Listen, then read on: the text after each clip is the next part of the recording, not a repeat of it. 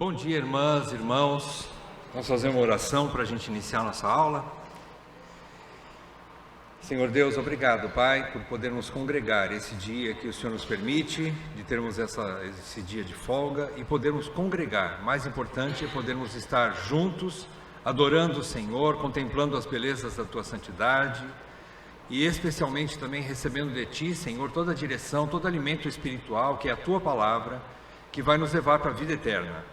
Pai, que o Senhor seja gracioso conosco nessa manhã, tanto agora na nossa reunião, no nosso estudo bíblico, e também logo mais no culto, que o Senhor fale abundantemente aos nossos corações. E também que o Teu Espírito Santo nos dê ouvidos de ouvir a Tua palavra, corações humildes o suficiente para recebermos a Tua palavra como de Deus e não de homem. É o que nós te pedimos, Senhor.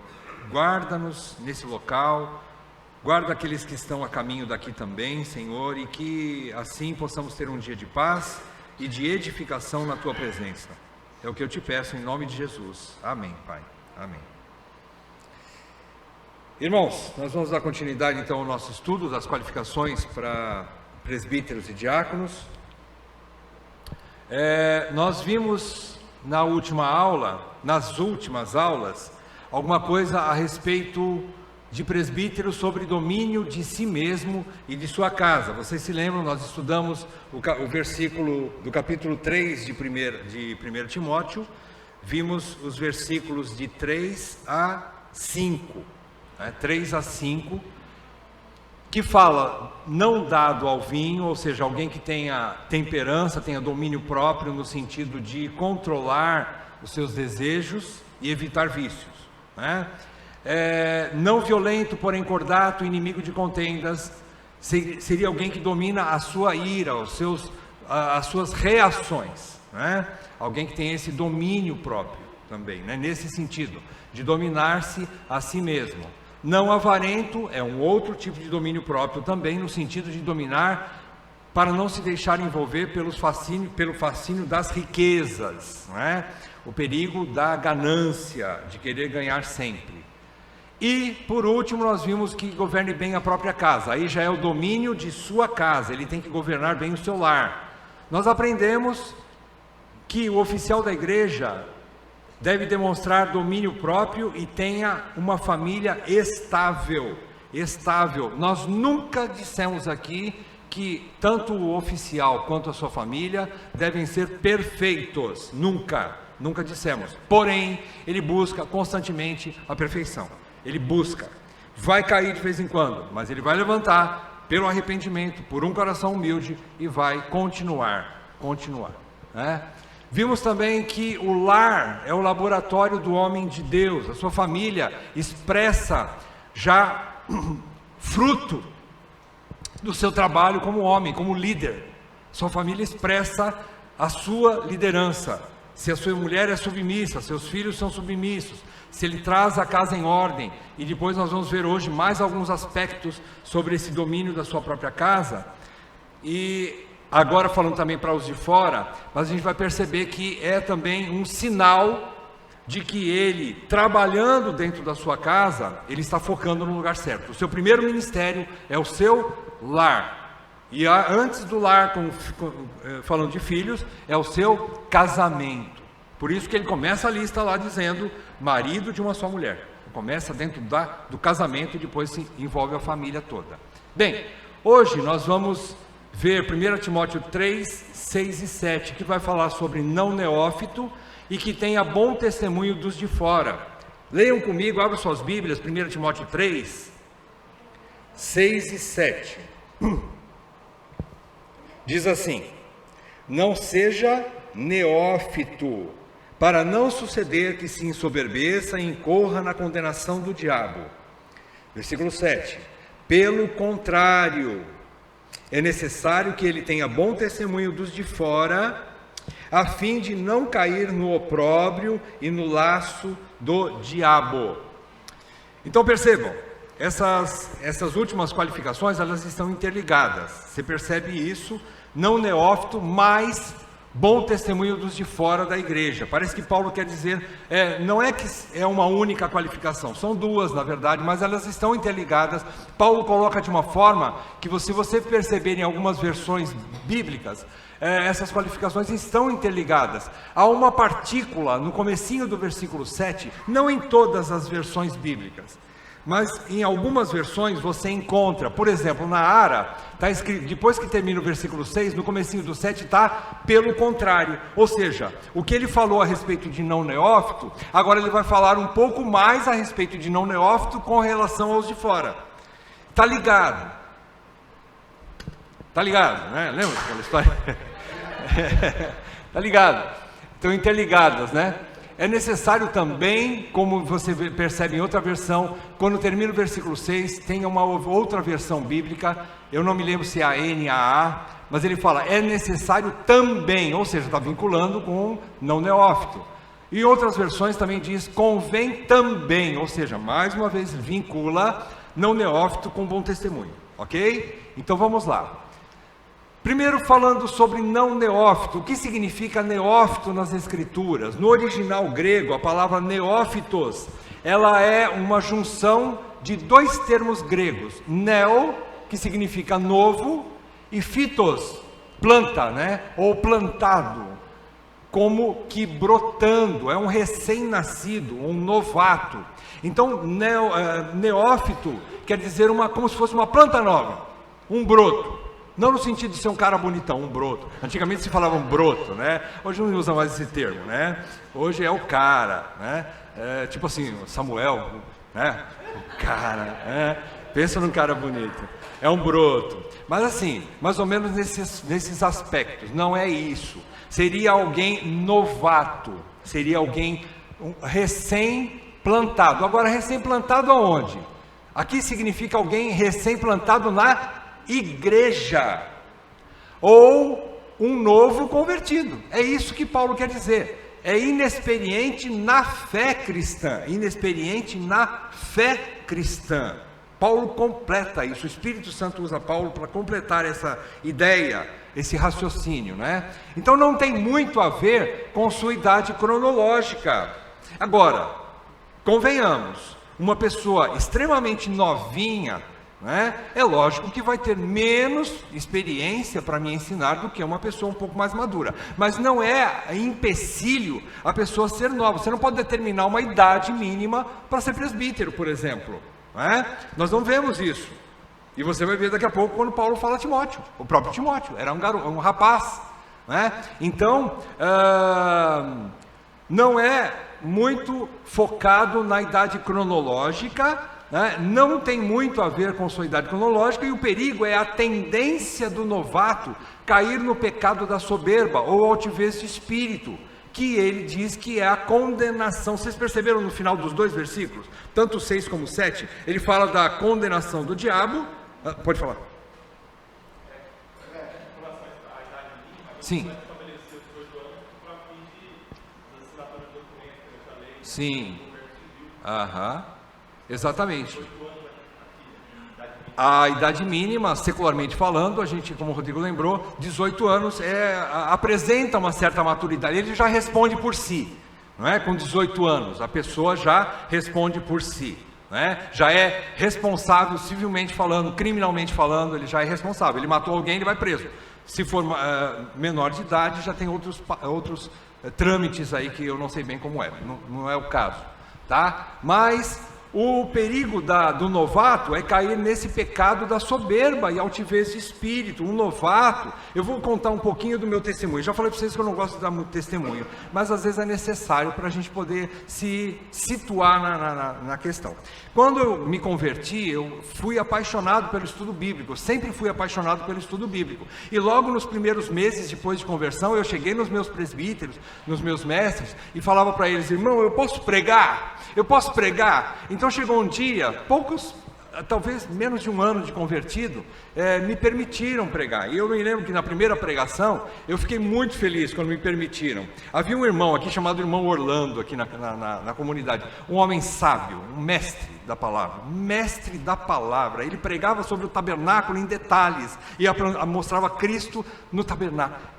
ele, quando eu terminei a pregação, ele me abraçou forte, ele falou assim: como é bom ver criancinhas que nem você pregando, ainda que falem um monte de coisas que não tem nada a ver. Aquilo me derrubou, e foi bom, eu pude entender que as coisas não são assim, nós não somos que nem um pé de feijão, que cresce de um dia para o outro.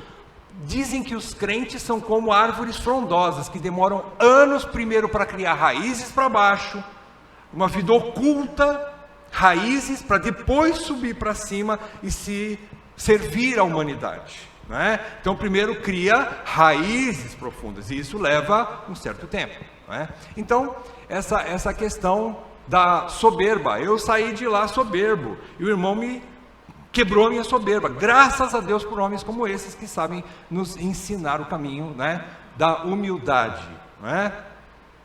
Bem, vamos ver então 1 Timóteo 4,12, o que Paulo põe de equilíbrio nessa situação? Abra comigo aí, é só virar a página, para quem, algumas bíblias, né, virar uma página só, sei lá, mas aí você vê no versículo 12 do capítulo 4 de 1 Timóteo, que Paulo fala uma coisa para Timóteo: ninguém, você pode acompanhar comigo? Ninguém despreze a sua mocidade. Por quê? Aí Paulo explica: pelo contrário, torna-te padrão, torna-te modelo, dê exemplo, dê bom testemunho. Perceberam o link entre o versículo 6 e o 7? Né? Torna-te padrão dos fiéis, na palavra, no procedimento, no amor, na fé, na pureza. Então, Paulo está querendo dizer assim, Paulo ordena para Timóteo o seguinte, ó: dê um bom testemunho e ninguém desprezará a sua juventude, ninguém desprezará a sua mocidade. Será? Nem sempre. Às vezes somos acusados injustamente, mas não importa, o bom testemunho tem que ser dado. Quem vai dar, na verdade, na final da história, quem vai dar bom testemunho de nós é o Senhor. Ainda que tenhamos inimigos, pessoas que querem jogar areia no nosso ventilador, não querem que nós possamos servir fielmente como presbítero, diácono, seja lá o que for, né? Deus, no fim das contas, vai dar testemunho da nossa vida. É essa a questão. Então, ele não está falando tem uma versão que diz assim: não deixe que ninguém despreze a sua mocidade. Eu não gosto muito dessa versão. Parece que ele tem que brigar. É a sua? A minha versão fala ninguém despreze por você ser jovem. Ninguém despreze por você ser jovem. Tem uma versão que diz assim: não deixe que desprezem a sua juventude, a sua mocidade, não lembro bem agora. É como se ele tivesse que brigar por aquilo. Não, nós não temos que brigar por aquilo. Nós não precisamos brigar por testemunho. Deus vai falar por nós. Deus fala pelos seus escolhidos. Nós não precisamos brigar, querer provar alguma coisa, querer garantir a nossa reputação diante dos homens. Não, nós não precisamos disso. Ainda que haja injustiça no nosso meio, Deus, no fim das contas, promete no Salmo 37 que Ele vai fazer a sua justiça sobressair como o sol ao meio-dia. Calma, Deus peleja a tua causa. Deus peleja por nós. Se Ele tem um chamado para você, no fim das contas, Ele vai derrubar os teus inimigos e vai te colocar no lugar que Ele quer, na hora dEle. Na hora dEle, não na nossa hora. Tá? Então, dê um bom testemunho e ninguém desprezará a sua juventude. Perceberam o link aqui entre juventude e bom testemunho? Pode falar.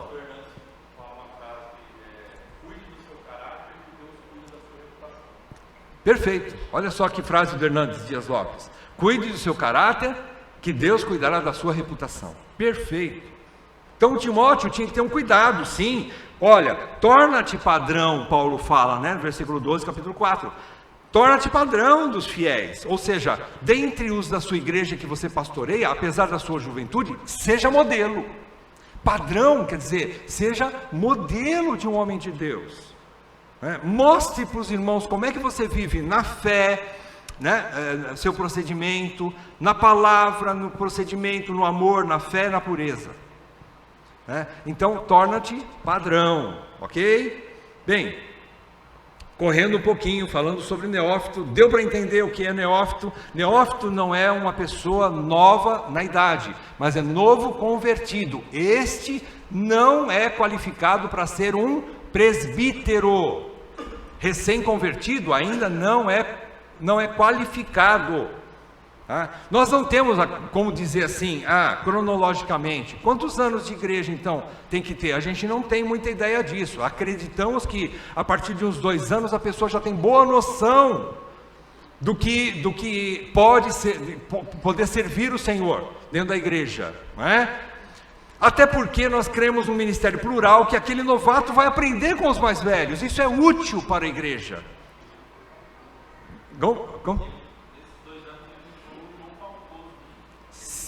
É verdade. Se em 2 anos o cara não quer saber de nada com a palavra, com os estudos, com a igreja, como é que ele vai servir, né? Aí dá tempo, né? Aí vamos ser coerente e inteligente, né? Aí você não pode escolher um camarada desse, né? Agora, se ele for fiel, submisso aos seus líderes, uma pessoa desejosa de aprender, comprometido com a igreja, já demonstra alguns aspectos de uma pessoa comprometida com Deus, então você consegue identificar isso nele, né? Consegue identificar isso nele, e ele está apto para ser, sim, um presbítero, que vai aprender, inclusive, com os mais velhos no serviço, no campo. Ele pode ser útil, dentro dos parâmetros da igreja. Errando, acertando. Esse é o problema que eu vou falar daqui a pouco, que é isso aqui, ó. Condenação do diabo. A condenação do diabo é o orgulho. É o orgulho. O jovem o recém-convertido tem essa tendência, como eu falei para você no meu caso. Como o orgulho se aflorou no meu coração quando eu desci, nem era púlpito naquela época, mas eu preguei, permitiram pregar, preguei, e estava cheio. Eu saí de lá como se abaixo de Jesus era eu na terra. E eu me senti o cara, né? E quando o irmão me abraçou e falou, que bom, né? Uma criancinha dessas já falando as coisas de Deus, ainda que fale tanta coisa errada, né? Aí acabou comigo, foi bom, né? Então, para que eu nunca... Deus é bom, Deus é maravilhoso, Ele nos esmaga para depois nos usar, não é? Porque a gente precisa ser humilde o suficiente para entender que nós não somos nada, nós somos patéticos, como diz o pastor Paul Washer, nós somos homens patéticos, fracos, nós não temos nada de bom em nós. Se Deus nos usa é por graça imerecida, só isso, não é? Então tá, vamos avançar. Falando agora de bom testemunho dos de fora, o que significa isso? Testemunho, no grego martiria, significa depoimento, é dar um depoimento, é apresentar com a sua própria vida um depoimento sobre a vida que Deus te deu, a transformação que Deus fez na sua vida, é dar um depoimento de boca fechada, mas de vida, dar um depoimento com a sua própria vida. Bom testemunho seria um depoimento exato, preciso, verdadeiro, alguém que ninguém possa condenar, mas peraí gente, então Jesus não tinha bom testemunho, porque condenaram Jesus? Aí é que está a questão. Eu vou mostrar para vocês o texto de Mateus daqui a pouco, não é? Por quê? Porque vão dar maus testemunhos. Lembram-se do caso de Neemias, por exemplo? O que quiseram fazer com Neemias para desacreditar a liderança de Neemias? Chegaram e ameaçaram Neemias e disseram assim, olha, eu vou contar para o rei Artaxerxes que você quer tomar o trono dele, você diz aí que você quer ser rei no lugar dele. Neemias falou, você está mentindo, eu não estou falando nada disso, eu não quero ser dominador do rebanho, eu não quero ser dono da igreja, eu não quero ser rei no lugar de Artaxerxes. Você está mentindo e deixa os falatórios. Pessoas vão falar coisas erradas, vão ter que mentir para poder derrubar a tua reputação, mas não vão conseguir, porque quem luta por você é Deus. Então, dar um depoimento de quem você realmente é, alguém que ninguém possa condenar com justiça, a não ser que haja pecado. Aí não tem jeito. Sinto muito. Nós não somos coniventes com o pecado. Agora veja bem, se tem gente aí com inveja de você, deixa. Mas continue. Tem gente que vai falar, não, mas está querendo abraçar o mundo. Deixa, faça a obra que Deus te chamou. Às vezes Deus te chama para uma obra e muita gente chega e fala, oh, você não sabe onde é que você está entrando, você está entrando no ninho de cobra. Não, a igreja do Senhor é cheia de gente com defeito, que nem você e eu. Sirva o Senhor de coração aberto, com coração limpo. Muita gente vai querer te desacreditar, te derrubar. Não dê ouvidos, faça que nem Neemias. Não dê crédito. Dê bom testemunho. Dê bom testemunho de vida e deixe que Deus vai fazer o resto. Deus vai cuidar do Sanbalate, Tobias, Gesem e Noadia. Vai cuidar de todos eles. Significa que a vida ou a história do presbítero traz crédito ao seu ministério. Significa que ele, através do seu viver prático, carimba o seu ministério, o seu serviço, através de boa reputação, bom testemunho, bom procedimento. Sua boa reputação faz com que os de fora, sendo inimigos, tenham que dar falso testemunho para trazer descrédito para o seu ministério. Eles não conseguem falar uma verdade sobre você, porque se ele for contar a verdade sobre você, ele não vai conseguir te derrubar, então ele vai mentir. Abra comigo em Mateus 5,11. O que é que diz Mateus 5,11? Isso não é só para presbíteros, mas principalmente para presbíteros e diáconos, e todos aqueles que querem, seja professora da escolinha, professor da escolinha, seja serviço qualquer um que você faz na igreja, vão falar mal de você. Espere. Mas olha o que diz Mateus 5,11.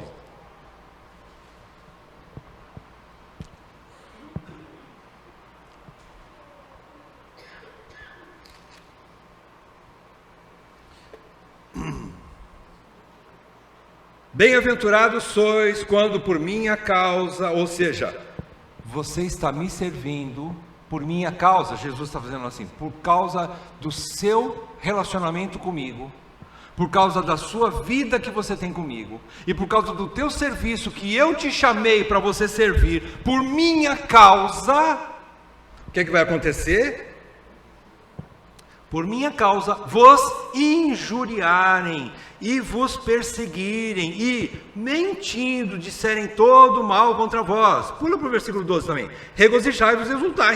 Ele não está falando para você bater boca, discutir, tirar satisfação. Não faça isso, não queira se defender. A Bíblia diz que você não deve se vingar a si mesmo.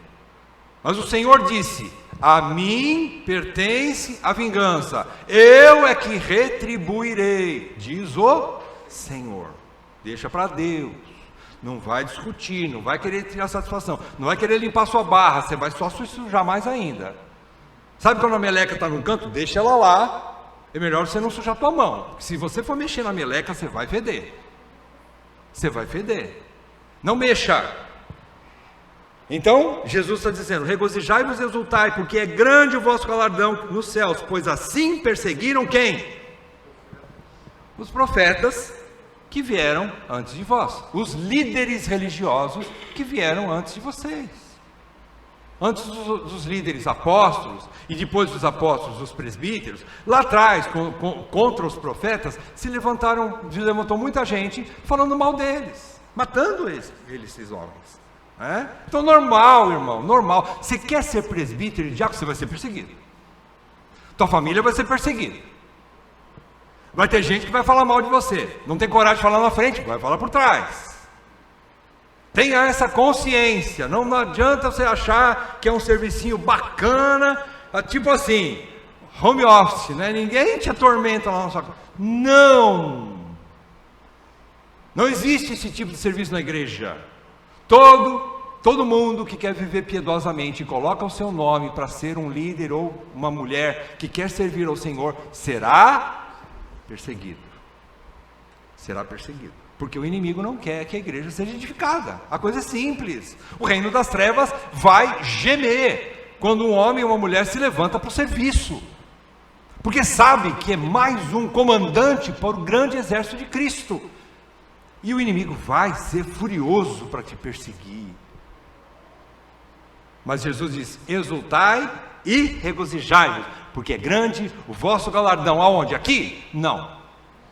Lembram-se daquela... Não sei se os irmãos se lembram, mas é uma história antiga de um casal de missionários que sofreu muito num país distante, ficou muito tempo fora, não recebia recursos, praticamente passava necessidades e servia ao Senhor. Eu não me lembro agora se foi 50 ou 60 anos, eles voltaram para a sua pátria, depois de aposentados, jubilados. O casalzinho velhinho voltou para a sua pátria, bem velhinho, né?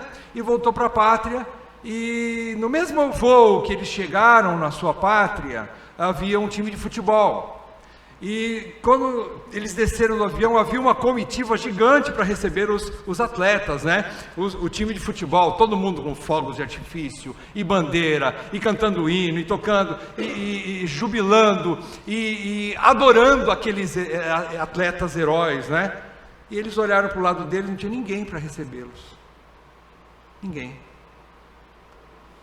Aí a esposa falou, a velhinha falou assim para o velho: bem, cadê a nossa família? Cadê o pessoal da nossa pátria? O velhinho sabiamente abraçou ela, choraram juntos, e ele disse: nós ainda não chegamos na nossa pátria. Aqui ainda não é nossa pátria. Quando nós chegarmos lá, o Senhor prometeu que nos receberia com honras e glórias. Não aqui. Nós não chegamos à nossa pátria, querido. Você vai servir o Senhor e vai sofrer pelo seu irmão, mas não ame o seu irmão. Perdoe o seu irmão, continue servindo aquele que te aborrece, continue atendendo às necessidades daquele que te aborrece, porque assim o Senhor fez com você e comigo. Nós éramos inimigos, Ele veio, Ele morreu para nos salvar, Ele se entregou por mim, pecador miserável, inimigo dEle. Então continue amando, mesmo aqueles que não merecem o teu amor. Isso chama-se amor incondicional, que é o que o Senhor fez por mim e por você. Ok? Então, portanto, raciocinando com Paulo, para se obter uma boa reputação, é necessário algum tempo de vida e relacionamento com o mundo ao seu redor. É isso que eu estava falando. Não dá para ser uma pessoa tão novinha também que ele não tem ainda uma história, por assim dizer, não é?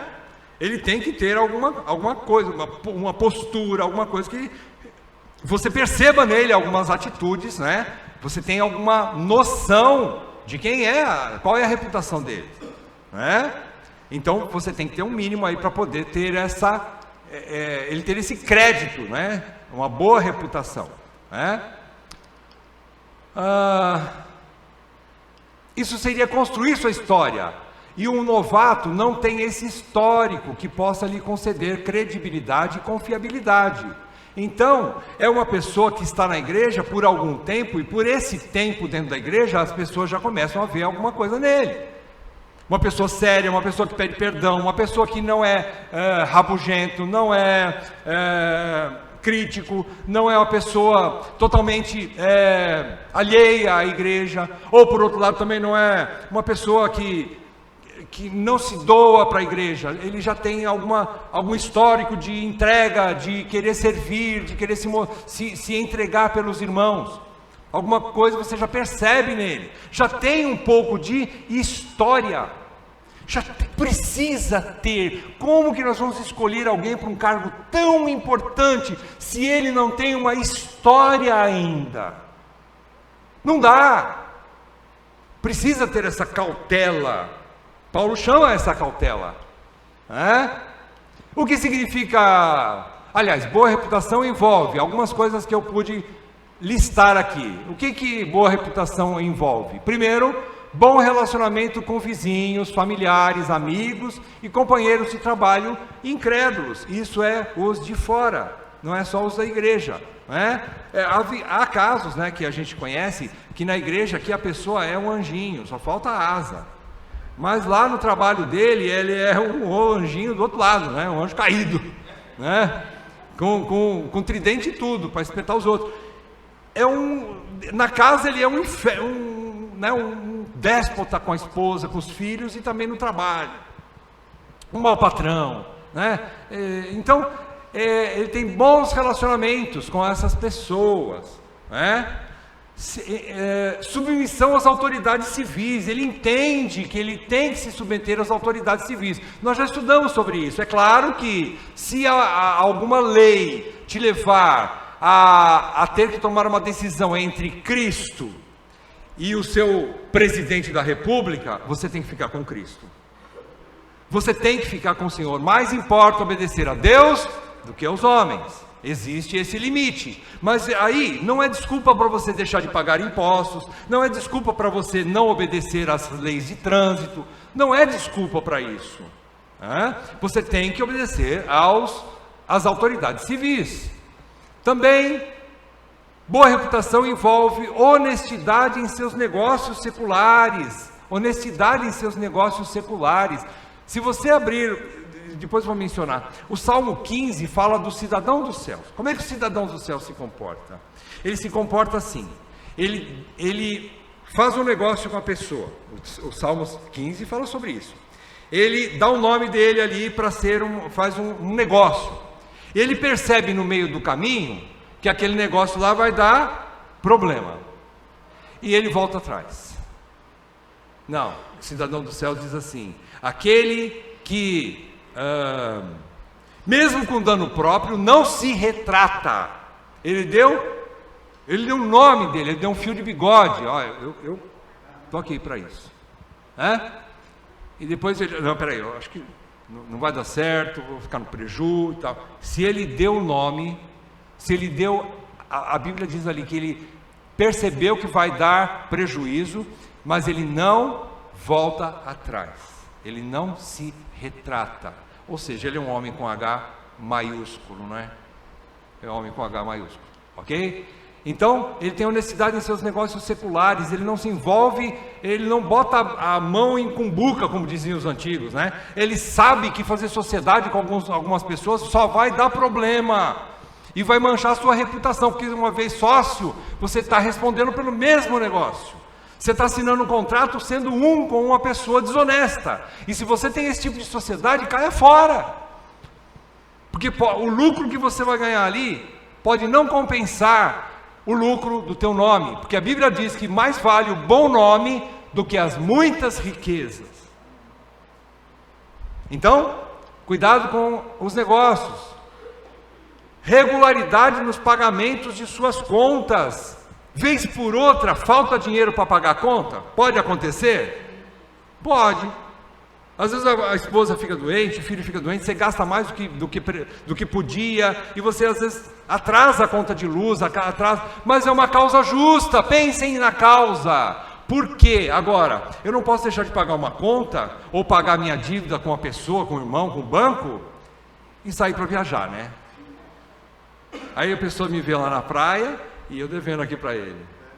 O que é isso? Que reputação que é essa? Né? Ou trocando de carro, sei lá. Então, regularidade nos pagamentos de suas contas. Outra coisa, pontualidade nos compromissos firmados. Se ele marca a hora. Eu acho muito interessante, por exemplo, os caronistas, né? Caronistas, às vezes precisa de uma carona, sabe que o cara vai passar lá tal horário para te pegar, né? E às vezes a pessoa está dormindo naquele horário ainda. Você tem que acordar 2 horas mais cedo, 3 horas mais cedo, sei lá, faça o teu horário, mas marque hora e cumpra, seja fiel no seu compromisso, pontual. Eu admiro pontualidade, eu louvo a Deus, eu aprendi isso aqui a duras penas nessa igreja, começar o culto na hora certa, chegar na hora certa para ouvir, entender que existe horário. Você no seu trabalho não tem horário para chegar certinho no seu trabalho? Se você não chegar, você não perde horas do seu trabalho? Na escola, quando você tem prova, lá vai fazer prova do Enem, você não chega 1 hora antes, 2 horas antes para não perder o ônibus? Para não fechar o portão na sua cara? Por que na igreja tem que chegar atrasado? Para não perder o voo, você tem que chegar bem antes. Gente, são as coisas mais básicas da vida. Pontualidade nos compromissos firmados. Que mais? Humildade para considerar os outros superiores a si mesmo e para admitir erros. Queridos, nem os de fora, nem os de dentro aguentam pessoas soberbas, cheias de si, arrogantes, que erram, mas não se retratam, não sabe pedir perdão, está sempre certo. Bom, a boa reputação, ela envolve essa humildade também, porque inclusive é nesse ponto que o diabo caiu, quando Paulo fala nos 2 versículos, no final dos 2 versículos, tanto na condenação do diabo, quanto na, como é que ele fala? Laço do diabo, nas 2 situações. Primeiro, condenação do diabo, não caia na condenação do diabo, o diabo foi condenado por causa da sua soberba, ele queria ser igual a Deus, certo?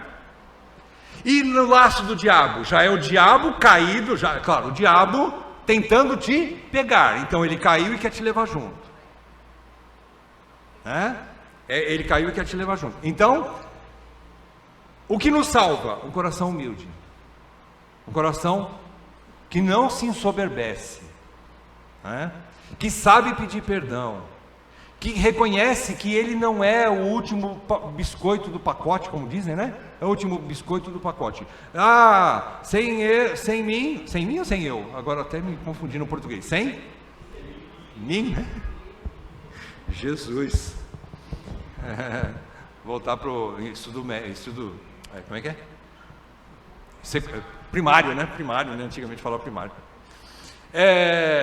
Sem mim, a igreja não vai. Eu sou alicerce da igreja. Eu não sou alicerce de coisa nenhuma. Eu não sou nem alicerce de mim mesmo, quanto mais da igreja. O alicerce da igreja é Cristo, ele é a rocha que sustenta a igreja. E contra a igreja nem as portas do inferno vão prevalecer, por causa que Cristo é a rocha. Então eu não sou melhor que ninguém, presbítero não é melhor que ninguém, Ele é chamado para ser modelo, mas ele também é um cara que depende totalmente de Deus, da graça de Deus, e sabe que tem muita gente ali melhor que ele, mas Deus o chamou. Ele sabe que tem muita gente ali mais inteligente, mais capaz, mas Deus o chamou. Ele se entrega, não porque ele se acha o melhor, mas ele se entrega para o serviço, reconhecendo que ele não é o melhor, mas assim mesmo ele obedece à voz do mestre, que falou assim: vem e segue-me. Ele ouve a voz do mestre e fala assim: eis-me aqui, Senhor, eis-me aqui. Apesar de mim, se é possível fazer alguma coisa com esse vaso imprestável, eis-me aqui, eis-me aqui. Então ele é humilde.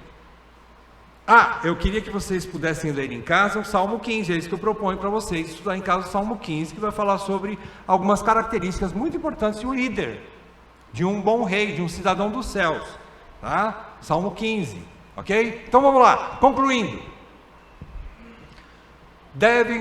As qualificações de presbíteros, eles devem ter, presbíteros, devem ter caráter transformado pela graça, é óbvio, ele precisa ser um homem transformado. Como é que você percebe isso? Através de um tempo que ele está caminhando com você na igreja, Como é que você percebe que um presbítero está sendo transformado? Depois de um tempo que ele está caminhando na igreja, Então, você percebe um homem que maltratava a esposa, já não maltrata mais, ele tinha os seus negócios todos bagunçados, já está colocando em ordem, já dá evidências de alguém que está querendo botar sua vida em ordem, porque só fé sem obras não evidencia nada. Então as obras comprovam a minha fé, a sua fé. Se é um homem de fé, é um homem transformado pela graça, ele é um homem que está colocando a vida em ordem em todos os aspectos, em todos os aspectos, nos seus negócios, suas dívidas, enfim, ele foca. Às vezes você vê uma pessoa que ele não precisa aparecer, ele não precisa fazer barulho, mas você vai na casa dele, ele é uma pessoa que está lá, às vezes lavando louça com a esposa, ele está lá cuidando da família, ele está cuidando dos cachorrinhos, ele está cuidando da casa, ele tem características de alguém cuidadoso, ele ama a esposa, você vê que a esposa já não é mais tão descabelada como era antes, E aí coisas assim desse gênero, Você vai percebendo, os filhos já começam quando o papai fala, a água para, então ele já começa a respeitar. Você vai percebendo essas coisas, São coisas simples, irmãos. Como eu disse, o laboratório do homem de Deus é o lar. É o lar. Você vai observando dentro de casa, Então ele cuida ele deve levar a sério o seu casamento, sua família, seus negócios, seus relacionamentos com os de fora e ter autodomínio para evitar vícios. Estou fazendo um resuminho, né, de tudo que a gente viu até agora, do 3 até o 7. Né? De 1 Timóteo 3, do versículo 3 a 7, é mais ou menos isso aqui. Ele tem domínio para evitar vícios, ele tem domínio para evitar vícios, né? Ele não é viciado em alguma coisa. Às vezes a gente estudou a semana passada com os homens sobre a questão de ser disciplinado, e às vezes até eu dei um testemunho, como é difícil para mim um hobby. Eu tenho um hobby que me encanta tanto, que eu tenho que tomar cuidado, porque se eu não tomar cuidado, eu gasto mais tempo com ele do que com Deus. Então eu me somei com os irmãos, nós precisamos orar uns pelos outros. Eu tenho esse problema, e pode se tornar um vício. Eu não quero que isso se torne um vício, então eu preciso de oração, né? Preciso de libertação. Então, precisa ter esse domínio para evitar vícios. Sobre o dinheiro, não ser um homem ganancioso. Não ser um homem ganancioso, ele entende que ele precisa colocar o reino de Deus em primeiro lugar, e as outras coisas serão acrescentadas. Ele tem descanso quanto a ganhar, fazer hora extra, e vai. Não estou falando que é errado, mas pense bem até que ponto compensa. Se num domingo, onde tem o culto, pelo menos no culto geral, eu entendo que durante a semana é difícil para vocês, pena que a gente não tem como gravar as reuniões durante a semana. Mas a gente entende plenamente, muitos viajam, outros têm que fazer hora extra, tem outros afazeres, tudo bem. Mas no domingo, pelo menos, né, irmãos? No culto geral, a gente precisa estar presente, tem que se esforçar. Na IBD e no culto geral, né? Então, ter domínio sobre isso, sobre as reações, domínio. Eu estava ouvindo o Paulo Júnior falando numa mensagem curtinha, falando sobre a ira, falando sobre o domínio de si. Como é importante assim ser manso de coração, porque Jesus nos chama para ser manso, como eu falei para vocês. Você que quer, ou você que está observando os homens que têm qualificações que podem ser seu futuro presbítero, você precisa observar se ele é manso na sua reação. Às vezes as pessoas pisam no calo dele, e como é que ele reage? Ele já reage com uma de direita na orelha? Não pode. Não dá para ser, tem que ser um homem manso, que tenha domínio de si. Vai ficar irado? Vai morder o lábio? Vai. Mas não vai reagir. Ou se reagir, vai correndo e pede perdão. Porque não podemos nos defender a nós mesmos. Ter domínio das suas reações, especialmente diante das controvérsias e das pessoas que criticam a gente. Nós precisamos ter esse domínio. O que mais? Devem ter aptidão para ensinar e consequente foco nos estudos. Você percebe alguém que é apto para ser um presbítero quando ele ensina bem. Essa característica é fundamental para ser um presbítero. E como que uma pessoa ensina bem se ele não tem foco nos estudos? Se ele não se compromete com o estudo, se ele não tem uma disciplina para estudar, e se ele não mete a cara mesmo nos livros, né? Vai atrás de conhecimento. Não tem conhecimento, não tem bagagem, não tem conteúdo. Devem demonstrar acessibilidade, altruísmo e especialmente uma aspiração irresistível em servir e engajar-se na obra da igreja do Senhor. Irmãos, por outro lado, tem gente que tem tudo isso, é um cara irrepreensível em todas as áreas. Você olha para ele e você fala assim: esse cara não tem nenhuma mancha moral, o caráter dele é perfeito. E mais que isso, ele ensina, que é uma maravilha, mas às vezes ele não tem aqui no coração dele, não sente o chamado. Ele é um mestre, mas não oficial. Existem muitos desses camaradas extremamente que são muito melhores do que nós, tem uma vida irrepreensível, mas ele não quer, não tem o chamado. Agora você percebe que ele é um presbítero quando ele se doa, quando ele se coloca à disposição. Precisa ter esse chamado interior. Sem o chamado interior, Nós não podemos forçar. Não, irmão, você é um cara bacana, você serve, você já é meu presbítero. Nós não podemos dar carteirinha para ninguém. Nós não temos ministério para dar para homens. Quem tem ministério para dar a homens é o Senhor da igreja, Jesus. Jesus é que tem ministério para mim e para você, se Ele quiser. Então o chamado interno é muito importante você observar isso. Não procurem auréola ou asas nos filhos, na esposa e no oficial da igreja. Eles são pessoas comuns, mortais, limitadas e pecadoras como eu e você. Você sabe o que é auréola, né? Aquele negocinho que fica assim nas santinhas por aí, né? Tipo assim, né? Santinha, perfeitinha, né? Asinha de anjo. Se você for procurar isso na família do líder ou no líder, você não vai achar. Eles são pecadores como nós, imperfeitos, né? Só que eles se deram para a igreja por causa de um chamado que Deus tem para eles. Você não vai achar essa perfeição em ninguém. Por isso eu sou muito grato a Deus quando Deus levanta homens para isso. O ministério plural é mais do que uma necessidade da igreja, né? Então é importante que nós tenhamos sempre um ministério plural. É segurança para vós outros e para nós também no serviço, né? Então essa é a importância, e a gente entende que se você olhar para ele, não há perfeição, ok? Mas observe o tanto que ele teme e ama Cristo e sua igreja. Teme quando você observa que ele erra, mas ele se arrepende, volta atrás, pede perdão. Quantas vezes um presbítero pode errar? Não sei.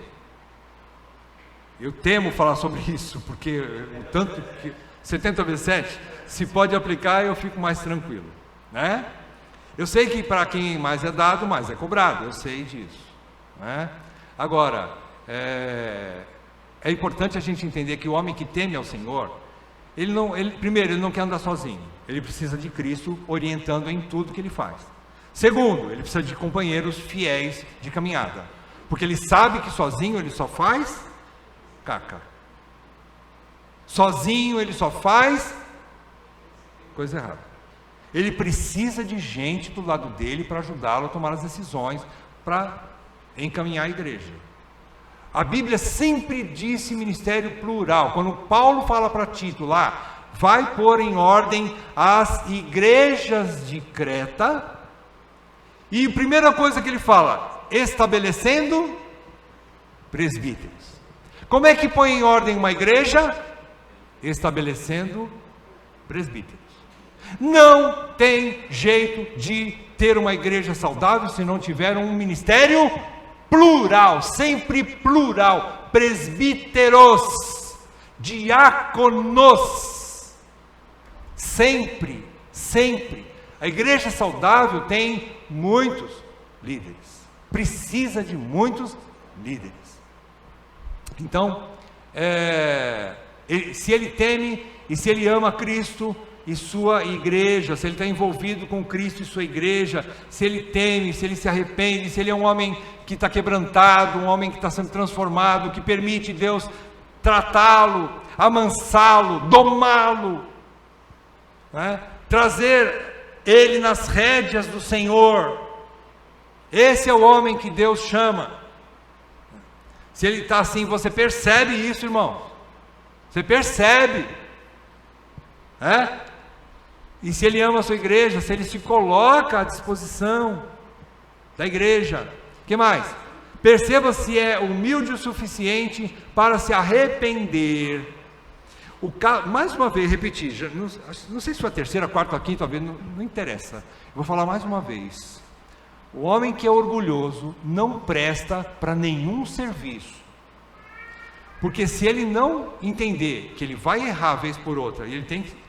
Irmãos, às vezes nós tomamos decisão aqui na igreja, às vezes as pessoas ficam, nossa, vai voltar atrás de novo, vai mudar aqui de novo.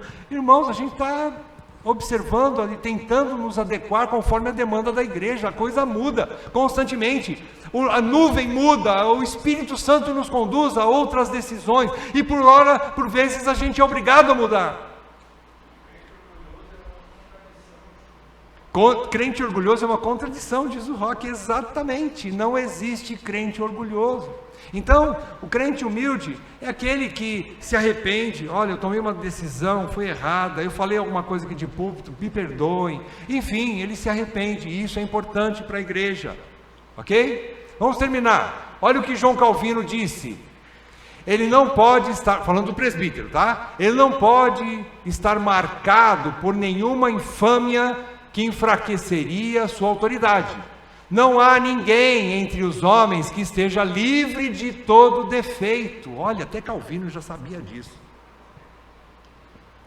Mas uma coisa é ser marcado por um defeito comum, que não causa dano à reputação. Existem situações que você erra, mas não marca o seu caráter de forma difamatória, de forma que marca para sempre.